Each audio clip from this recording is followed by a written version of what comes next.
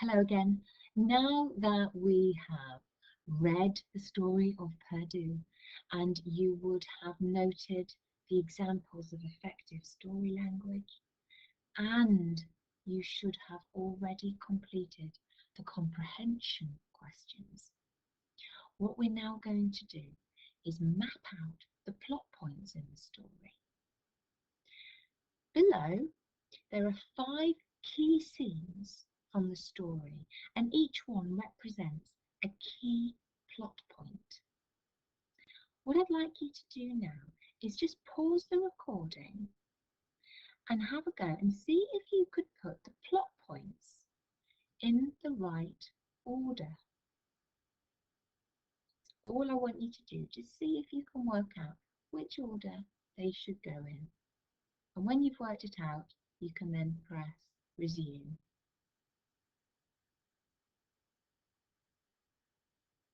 Okay, so now I'm going to show you. I'm going to reorder them. So we started off the story with Perdu in the rain, and it was dark, and he was howling, and the wind was howling. And he decides to follow a leaf. And then the leaf floats along the river, and he follows it. And the leaf leads him into a city, which we can see in the distance here. The next picture is this one. So this is where he is in the city, and he notices that everybody is rushing around and they've all got somewhere to be, and he's feeling very, very lost, and he's searching for his place to be. So he's searching up and down, inside and outside, and people are saying shoo and go away and being very unkind. And then he notices how hungry he is, and he comes across a cafe where the food smells wonderful. And so this is the picture that comes next.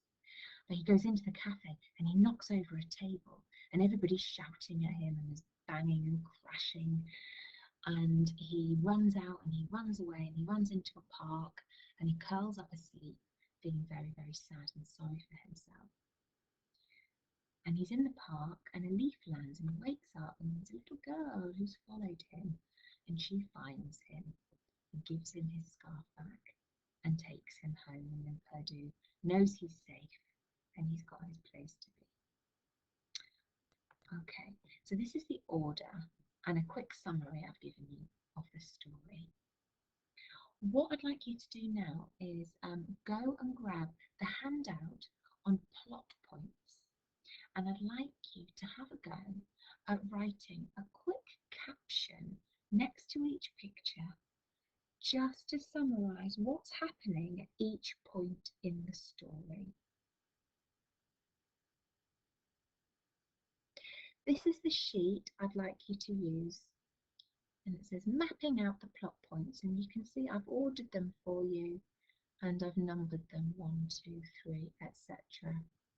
And then here are the lines, and I've given you handwriting guidelines because I'd like you to use joined up handwriting if you can. And then you've got 3 lines here, so I'm not expecting you to write reams and reams. It's not the whole story. It's just a very quick summary of what's happening at each point in the story. When you've mapped out the plot points, the next thing we're going to do is we're going to think about how Perdu is feeling at each point in the story. I've provided another sheet for you, and this one is called Tracking Feelings, I think it's called. And what I'm going to show you here what I would like you to do on that. So here we've got an arrow going up, and this is Perdu's feeling. So it's very, very sad at the bottom and really, really happy at the top. And then this line here shows you the story as it's progressing. And we've got a smiley face and a sad face. So these are just my ideas, and you don't need to copy exactly what I'm thinking. I'm just showing you how you would go about this activity. So at the beginning of the story, Perdu is feeling sad, and so down here is really, really sad, and here is kind of in the middle-ish. Now what's happening at this point is the wind is howling, he's on his own, he's cold and he's wet and he's feeling very lost. So I'm going to put this here. I'm going to say he's really quite sad. Now, at this point in the story, he's then found a leaf and he's decided to follow it. So he's decided he needs a place to be. So I think Perdu's feeling a little bit happier at this point. He's still feeling quite lost and lonely, but he's also a bit hopeful, I think. Again, this is just my idea. I'm just going to copy this. If I was doing this on paper, I would just draw these in very simply. So I'm going to say he's still sad, but he's more here. And then he gets to the city. Now, because he's in the city and there's lots of people around, I think Perdu is probably feeling a little bit hopeful that with all these people rushing around with their own places to be, he will find his place to be. So I'm going to put this here. Okay, then he finds a cafe and the food is smelling wonderful and he's really, really hungry. This is a real turning point in the story, I think, because he's very, very hungry, but again, he's quite hopeful. So I'm just going to copy that. I'm going to put that there. But then something happens. If you remember, he goes into the cafe and he sees everybody eating and the food is lovely, but then he knocks the table over and everyone then starts shouting at him and starts shouting to go away, and he's scared and he's lonely and he starts barking, doesn't he? So I'm going to put a double sad face all the way down here, because I think he goes into the cafe feeling happy, but he comes out and he's very, very sad. So actually, if I was going to draw a line tracking the feelings, it would probably look like this.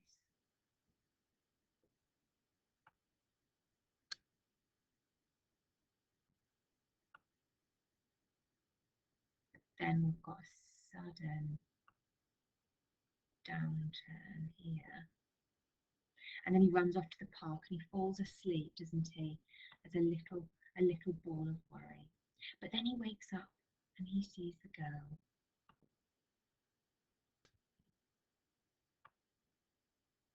And she's kind to him. And then at the end of the story, he has a place to be because he goes home with the girl.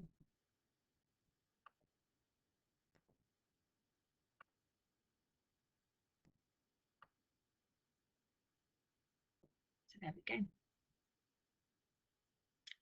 And that's how we've tracked Perdu's feelings. But we're not going to leave it there. What I want you to do now is write for me a brief description as to how Perdu is feeling. So you're going to add in, again, some more captions for me. Again, we're not writing out reams and reams, it's just a few little notes. So I'm going to write lost, lonely, cold, scared. Here I'm going to write hopeful, curious.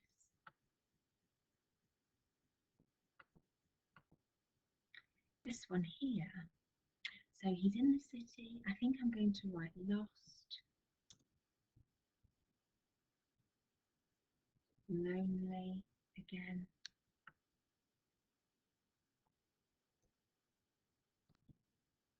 sad, rejected. Okay, here I'm going to write hungry, hopeful. I've said hopeful already. I'm going to improve that word. I'm going to put expectant, because I think he's expecting that this cafe is going to solve all his problems. And then, unfortunately, what happens is he feels terrified, threatened,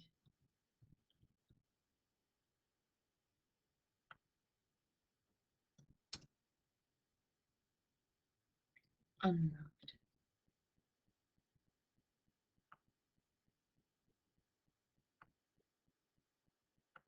Okay, here, so here he meets the girl, and things are starting to look up now for Perdu. I think when he first sees the girl, he would feel surprised.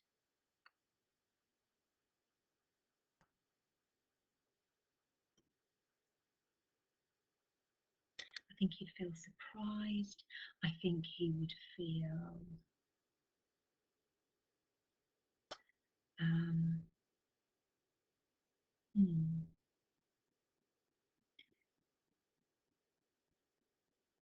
I think he would feel wanted.